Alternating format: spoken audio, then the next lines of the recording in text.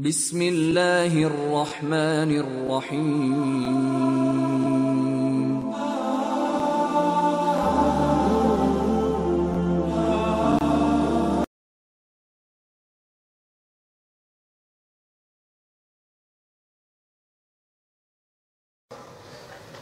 উপস্থিত বৈঠকের মুসলিম বোন, কথা বলেন না।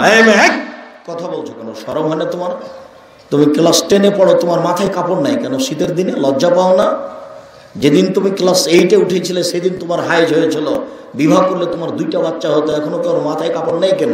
শরম হয় না তোমার? লজ্জা হয় না তোমার? হায়া হয় না তোমার? বাপ বেটি কি লজ্জা বেঁচে খেয়েছো নাকি? ঢং ঢং করে ঘুরে বেড়াচ্ছে কেন এখানে? হিসাব হয় না? শরম পাও একটু? আর আপনি কোন কাপুরুষ বাপ যে আপনার মেয়ে এভাবে এসে গল্প জমাই মাথায় কাপড় না দিয়ে? শতদিন আপনাকে বলছি, জন্ম দিতে পারলে বাপ হওয়া যায় না, ক্ষমতার নাম বাপ। শতদিন বলছি আপনাকে, জন্ম দিতে পারলে বাপ হওয়া যায় না, ক্ষমতার নাম বাপ।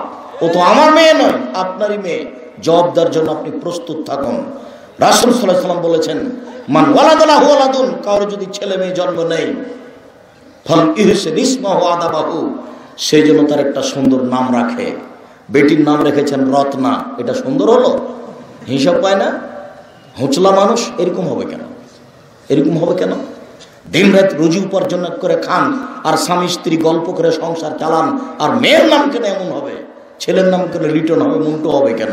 শরম হয় না কেন? ইতস্তবোধ করেন না কেন? ওয়াদাবাহু, শিষ্টাচার শিখিয়ে দিতে হবে।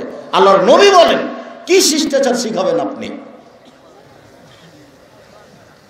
জাবের বলছেন, আমার বাপ যখন আব্দুল্লাহ ইবনে জাবের, আব্দুল্লাহ ইবনে জুবাইর, আব্দুল্লাহ ইবনে জুবাইর বলছেন যে আমি আল্লাহর নবীকে বলছি যে আমি বাড়ি চলে যাব, এখানে অবস্থান করব না। তখন আল্লাহ রাসূল বলছেন, কেন? তোমার নতুন বিবাহ করেছি সেই জন্য। তখন আল্লাহ রাসূল বলছেন, বিবাহিতা মেয়ে বিবাহ করেছো না কুমারী মেয়ে বিবাহ করেছো?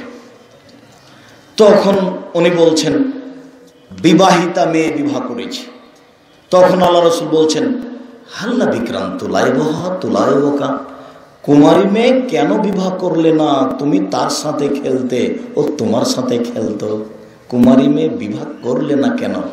তখন বলছেন, আল্লাহর নবী, আমার বাপ 6টা মেয়ে রেখে গেছে, 6টে।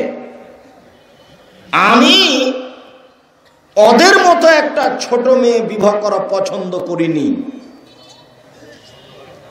কেন? আমি একটা তালাক প্রাপ্তা মেয়ে বিবাহ করেছি, লে তুয়াদ্দাবাহুন না, যেন তাদেরকে আমার স্ত্রী শিষ্টাচার দিতে পারে। অতুয়াল্লিমহুন না, যাতে করে আমার স্ত্রী আমার বোনদেরকে শিখিয়ে দিতে পারে। অতুরাজ্জালহুন না, যাতে করে আমার স্ত্রী ওর মাথার চুলগুলিকে সুন্দর করে সাজিয়ে আঁচড়ে দিতে পারে। এইভাবে বুখারীর শব্দগুলো এসেছে। আপনি বোকা মহিলা, প্রসাব করতে পারলে মা হওয়া যায় না। আপনার সামনে আপনার মেয়ে মাথায় কাপড় না দিয়ে চলে কি করে? শরম হয় না কেন? লজ্জা হয় না কেন? ইতস্তবোধ করেন না কেন? বাচ্চা জন্ম দিতে পারলেই, প্রসাব করাতে পারলেই মা হওয়া যায়? বাউল হিসাব। মা বেটি দুজনেরই লজ্জা নাই, ঈমান নাই, যার কারণে এটা হচ্ছে। ঈমান যত বেশি হবে পাপ তত কম হবে। ঈমান যত কম হবে পাপ তত বেশি হবে। তাহাজ্জুদ পড়লেও হবে, হজ করলেও হবে, বোরখা পরলেও হবে। যার কারণে বোরখা পরে প্রেমের গল্প ঠিকই করে। তোমারও স্বভাব কম নয়, তুমি অত চিল্লাচ্ছ কেন? তুমিও তো প্রেমের গল্প করো, তোমার একটু স্বভাব পরিবর্তন হয় না কেন? হিসাব করো না? লজ্জা হয় না কেন? ঈমান যত বেশি হবে পাপ তত কম হবে। ঈমান যত কম হবে পাপ তত বেশি হবে। বিবেচনা করা উচিত। শুনুন, বাপ হলে, ছেলে মেয়ে জন্ম নিলে সুন্দর একটা নাম রাখতে হবে, শিষ্টাচার শিখে দিতে হবে। যখন বড় হবে ফায়জা বালাগা, যখন বড় হবে ফলবি জব্বে জহু, তার বিবাহ দিয়ে দিতে হবে। ফাইজা বালাগা, ছেলে মেয়ে যদি বড় হয়ে যায়, অলাম ইজবে জহু, যদি বিবাহ না দিয়ে দেয়, ফাইন আসাবা ইসমান, ওই ছেলে মেয়ে যদি কোনো পাপ করে, ফাইনামা ইসমহ আলা আবিহে, সেই পাপ তার বাপের হবে। জন্ম দিয়েছেন আপনি আর পাপ হবে আমার। বাপ বেটি কি লজ্জা বেঁচে খেয়েছেন? শরম করেন না কেন?